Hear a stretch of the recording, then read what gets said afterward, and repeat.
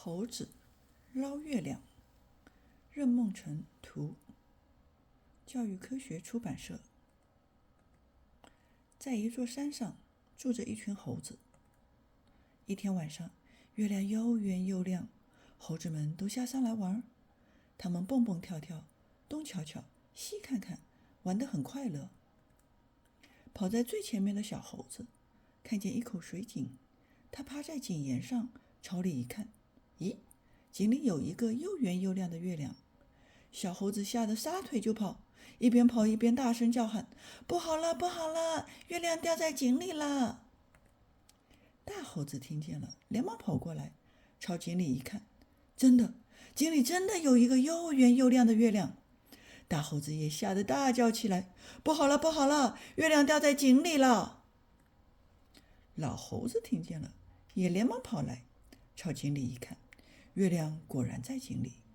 老猴子就把猴子们都喊了过来，对他们说：不得了，不得了，月亮掉在井里了，我们赶快把月亮捞上来吧。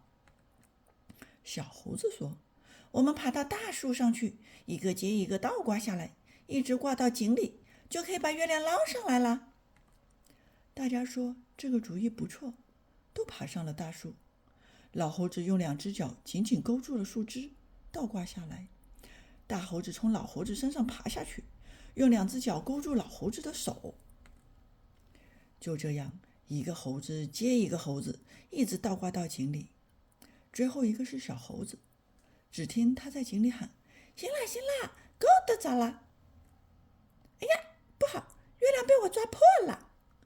小猴子把手伸到水里捞月亮，井水被他一搅，月亮碎成一片一片，在水里荡漾。什么？这么不小心啊？把月亮抓破了，那可怎么办呀？哎，完了，怎么办？这可怎么办？怎么办？完蛋了，月亮碎了，好可怕！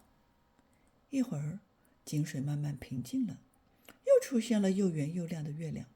好了好了，月亮又圆了。咦，捞啊捞啊，捞了半天，还是捞到一把水。小猴子捞不到月亮，急得吱吱直叫唤。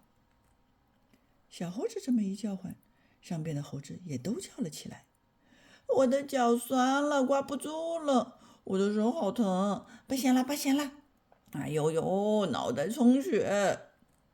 咔嚓，猴子们都扑通扑通掉进水里。这时候，老猴子忽然抬头一看，又圆又亮的月亮还好好的挂在天上呢。他恍然大悟，说：你们看，月亮还在天上呢，在井里的是月亮的影子。听老猴子这么一说，小猴子、大猴子一个一个都爬上来，大家看着又圆又亮的月亮，吱吱吱吱的笑起来了。